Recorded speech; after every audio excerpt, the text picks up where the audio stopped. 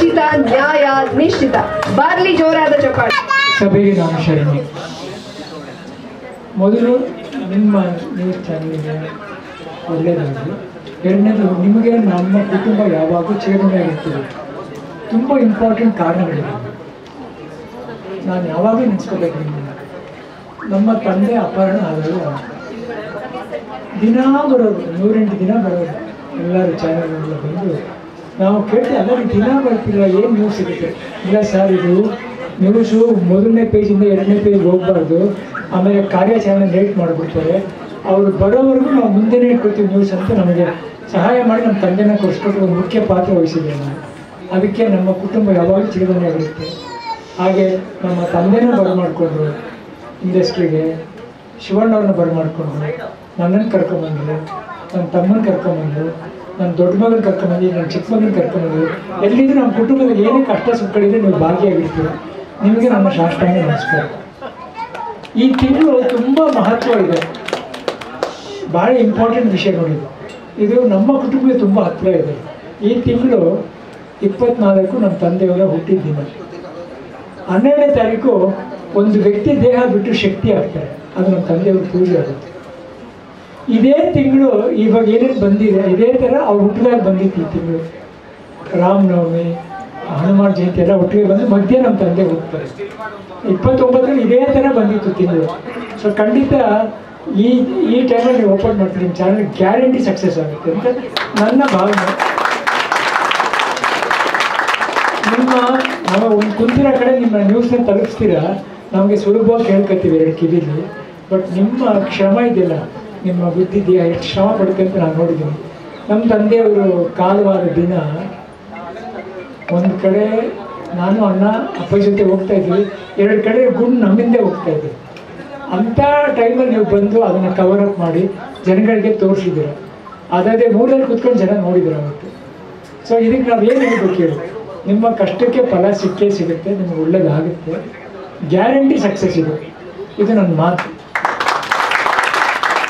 ನನ್ನ ತಂದೆ ಎಲ್ಲಿದ್ರು ಅವ್ರ ಆಶೀರ್ವಾದ ಇದ್ದೇ ಇರ್ತದೆ. ಎಲ್ಲರಿಗೂ ಒಳ್ಳೇದಾಗಲಿ. ನನ್ನನ್ನು ಕರೆಸಿ ಇಷ್ಟು ದೊಡ್ಡವ್ರ ಮುಂದೆ ನನ್ನನ್ನು ಕರೆಸಿದ್ದಕ್ಕೆ, ನನಗೆ ಅಷ್ಟು ದೊಡ್ಡ ಸ್ಥಾನ ಕೊಟ್ಟಿದ್ದಕ್ಕೆ ಆ್ಯಕ್ಚುಲಿ ನನಗೆ ಅದು ಅರ್ಹತೆ ಇಲ್ಲ. ನನ್ನ ಪ್ರೀತಿಯಿಂದ ಕರೆದಿದೆ, ಪ್ರೀತಿಯಿಂದ ನಿಮಗೆಲ್ಲ ಒಳ್ಳೇದನ್ನ ಬಯಸ್ಬಿಟ್ಟು ನಾನು ಮುಂದೆ ಹೋಗ್ತೀನಿ. ಎಲ್ರಿಗೂ ಒಳ್ಳೇದಾಗಲಿ. ಮುಖ್ಯ ನಿಮ್ಮ ಚಾನಲ್ ಚೆನ್ನಾಗಿ ಬರಲಿ. ಕಷ್ಟದಿಂದ ಕೆಲಸ ಮಾಡಬೇಡಿ, ಇಷ್ಟಪಟ್ಟು ಕೆಲಸ ಮಾಡಿ ಅಂತ ನಮ್ಮ ತಂದೆ ಹೇಳ್ತಾರೆ.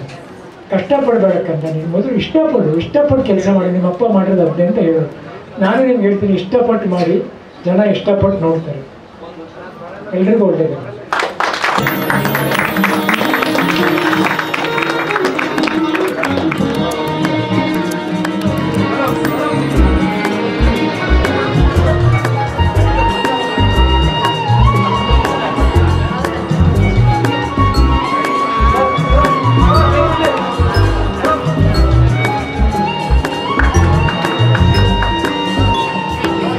ಈ ನೆನಪಿನ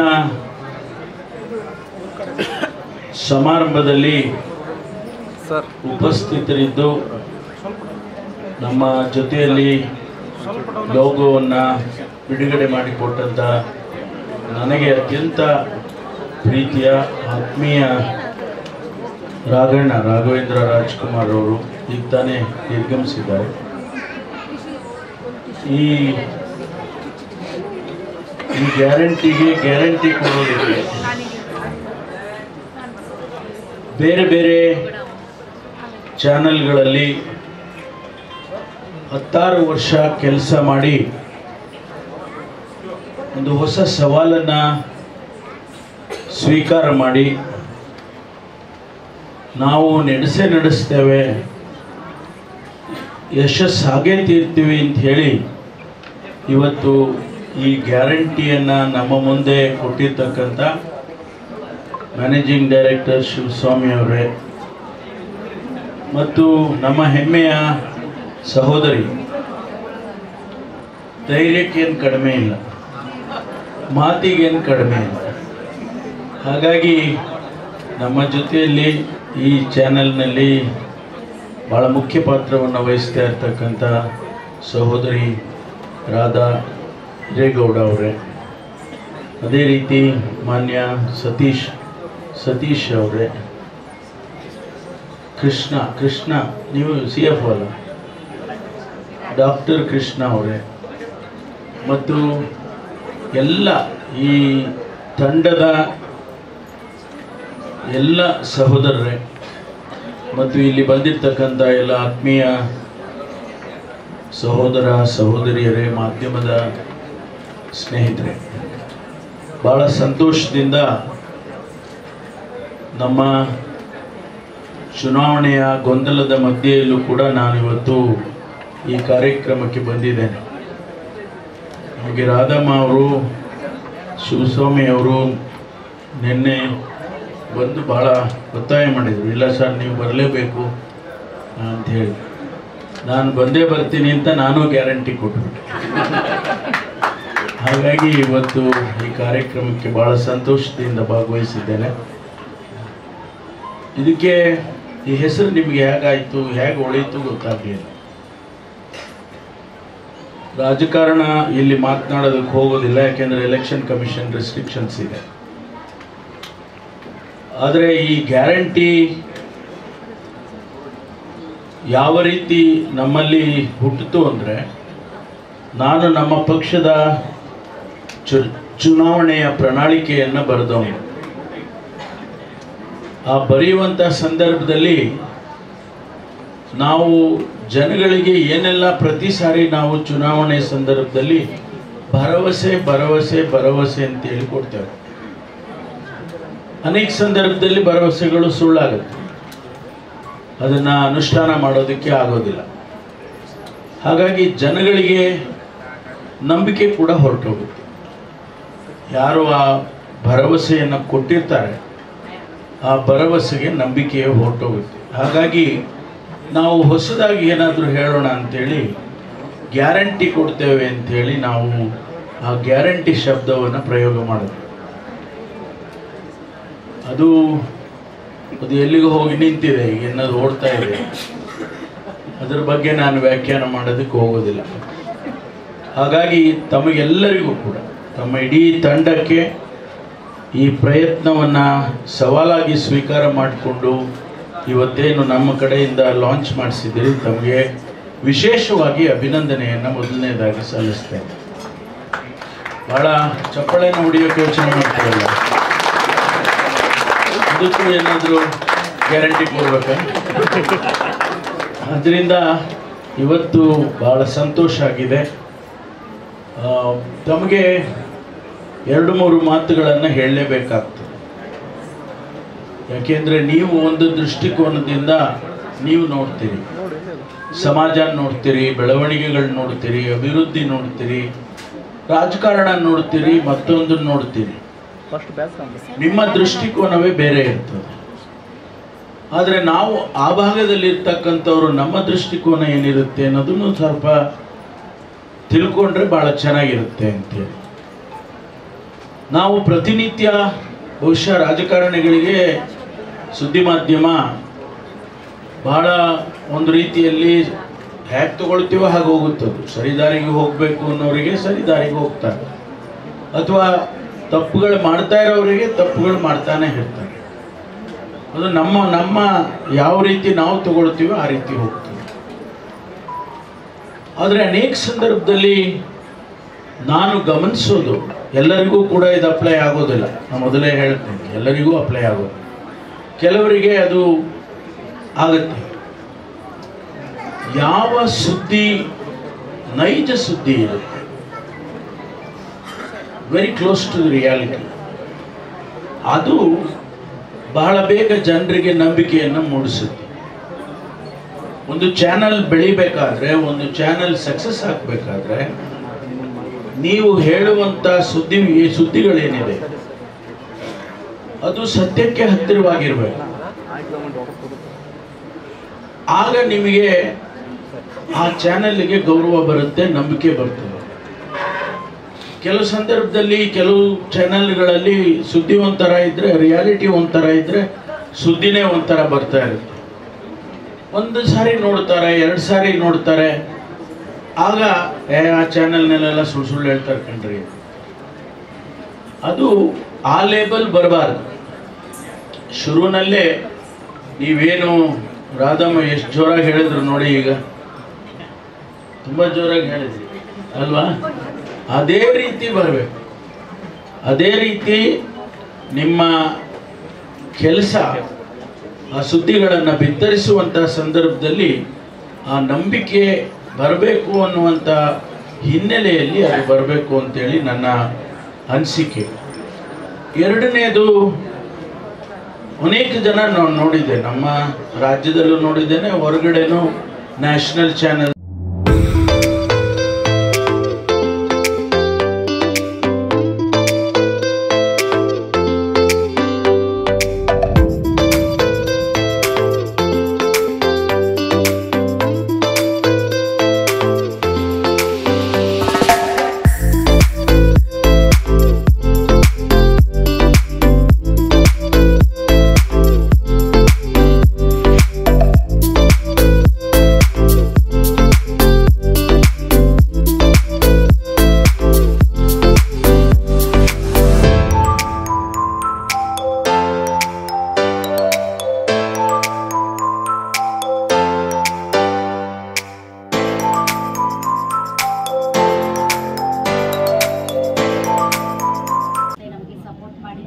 ಈಗಾಗಲೇ ತಮ್ಗೆಲ್ರಿಗೂ ಗೊತ್ತಿದೆ, ಕರ್ನಾಟಕದಲ್ಲಿ ಒಂದು ಹೊಸ ಚಾನಲ್ನ ಉಗಮ ಆಗಿದೆ.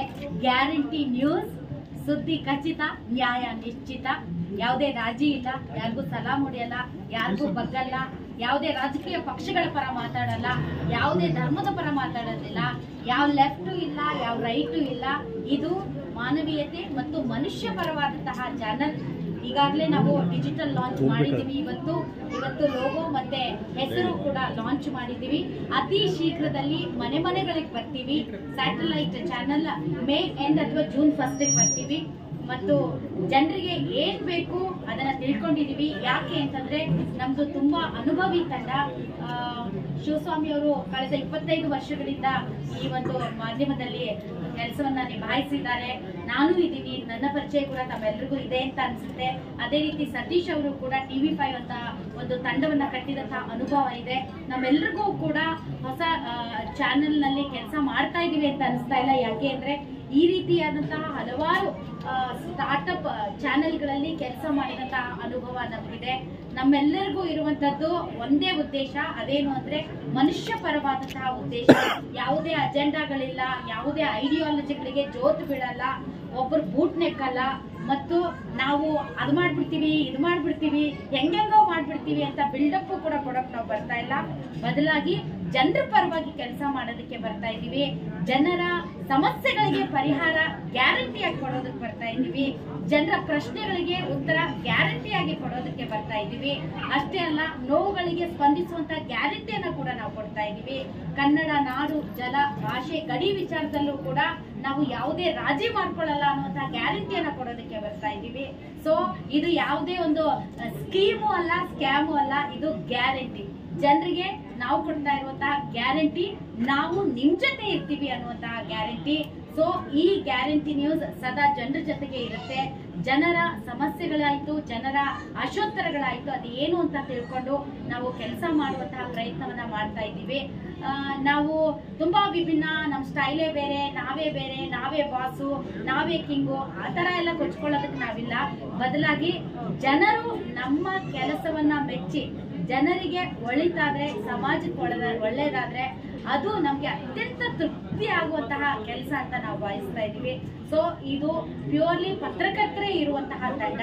ಸೊ ಪತ್ರಕರ್ತರಿಂದಲೇ ನಡೆಸ್ತಾ ಇರುವಂತಹ ತಂಡ.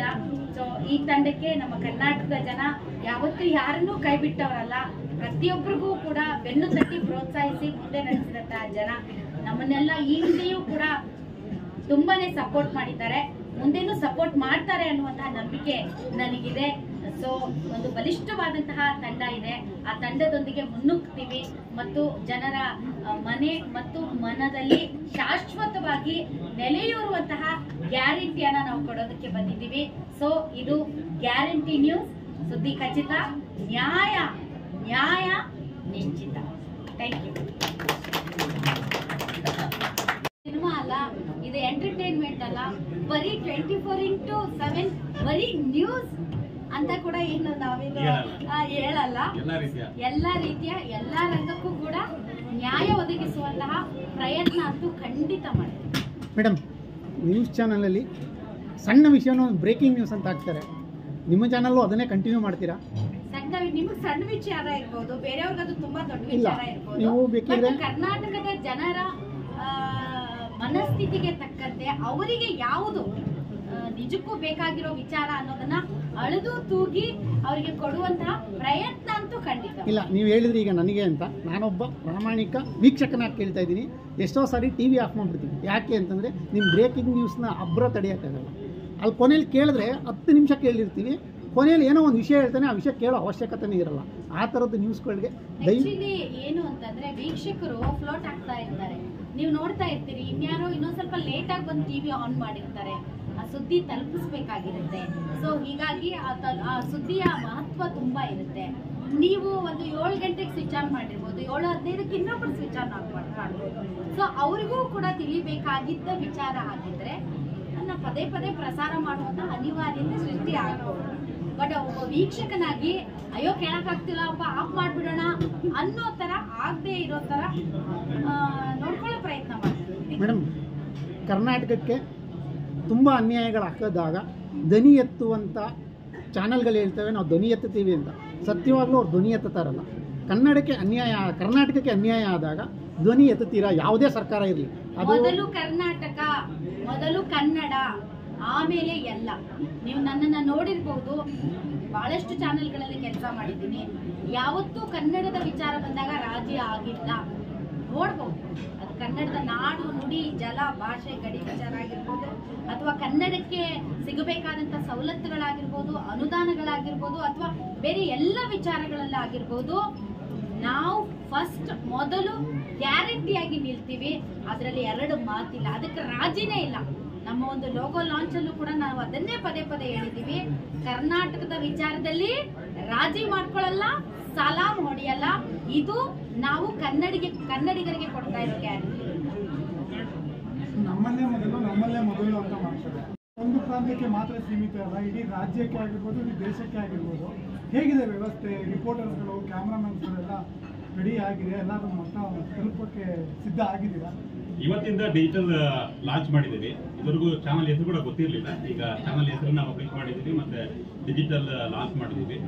ಫೇಸ್ಬುಕ್, ಯೂಟ್ಯೂಬ್ ಮತ್ತೆ ವೆಬ್ಸೈಟ್ ಲಾಂಚ್ ಆಗಿದೆ. ಈಗಾಗಲೇ ಬೆಂಗಳೂರಲ್ಲಿ ಒಂದು ಟೀಮ್ ರೆಡಿ ಇದೆ. ನೀವು ಹೇಳಿದಂತೆ ಇಡೀ ಜಿಲ್ಲೆಯಲ್ಲಿ, ಎಲ್ಲ ಜಿಲ್ಲೆಯಲ್ಲಿ ಕೂಡ ಟೀಮ್ ಇರುತ್ತೆ, ಇನ್ಕ್ಲೂಡಿಂಗ್ ಒಬ್ಬ ರಿಪೋರ್ಟರ್ ಮತ್ತೆ ಕ್ಯಾಮ್ರಾಮನ್ ಇರ್ತಾರೆ. ಈಗಾಗಲೇ ಅದಕ್ಕೆ ಸಂಬಂಧಪಟ್ಟಂತೆ ಇಂಟರ್ವ್ಯೂಸ್ ಆಗ್ತಾ ಇದೆ. ಮಲ್ಲೇಶ್ವರಮಲ್ಲಿ ನಮ್ಮ ಚಾನಲ್ನ ಆಫೀಸ್ ಇದೆ, 13ನೇ ಕ್ರಾಸಲ್ಲಿ. ಇಡೀ 2 ಫ್ಲೋರಲ್ಲಿ ಆಫೀಸ್ ರೆಡಿ ಆಗ್ತಾ ಇದೆ. ಸ್ಟುಡಿಯೋ ಮತ್ತೆ ಏನು ನಮ್ಮ ಡೆಸ್ಕ್ ಆಗಿರ್ಬೋದು ಪೂರ್ತಿ ಸೆಟಪ್ ರೆಡಿ ಆಗ್ತಾ ಇದೆ. ನಮ್ಮ ನಿರೀಕ್ಷೆ ಏನಪ್ಪ ಅಂದ್ರೆ, ನಮ್ಮ ಎಲ್ಲವೂ ಅಂದ್ಕೊಂಡಂತೆ ಆದರೆ ಇದೆ ಜೂನ್ 4ನೇ ತಾರೀಕೇನು ರಿಸಲ್ಟ್ ಇದೆ, ಲೋಕಸಭಾ ಚುನಾವಣೆ ರಿಸಲ್ಟ್, ಅದಕ್ಕೂ ಮುಂಚೆನೆ ನಾವು ಆನ್ಏರ್ಗೆ ಸ್ಯಾಟಲೈಟ್ನಲ್ಲಿ ನಾವು ಆನ್ಏರ್ ಬರೋದಕ್ಕೆ ರೆಡಿ ಆಗಿದ್ದೀವಿ. ಈಗಾಗಲೇ ಟೀಮ್ ಇದೆ, ಆಲ್ಮೋಸ್ಟ್ ಎಲ್ಲ ಡಿಪಾರ್ಟ್ಮೆಂಟ್ನ ಹೆಡ್ಸಿದ್ದಾರೆ. ಅದಕ್ಕೆ ಸಂಬಂಧಪಟ್ಟಂತೆ ಈಗ ಇಡೀ ಎಲ್ಲ ಜಿಲ್ಲೆಯಾದ್ಯಂತ ರಾಜ್ಯಾದ್ಯಂತ ಟೀಮ್ನ ರೆಡಿ ಮಾಡ್ತಾ ಇದ್ದೀವಿ. ಕೆಲವೇ ದಿನದಲ್ಲಿ ಎಲ್ಲ ರಾಜ್ಯಾದ್ಯಂತ ಜಿಲ್ಲಾವಾರು ಪತ್ರಕರ್ತರು ನಮ್ಮ ಗ್ಯಾರಂಟಿ ನ್ಯೂಸ್ನಲ್ಲಿ ಕೆಲಸ ಮಾಡೋಕ್ಕೆ ರೆಡಿ ಆಗಿದ್ದಾರೆ. ಪತ್ರಿಕೋದ್ಯಮ ತುಂಬಾ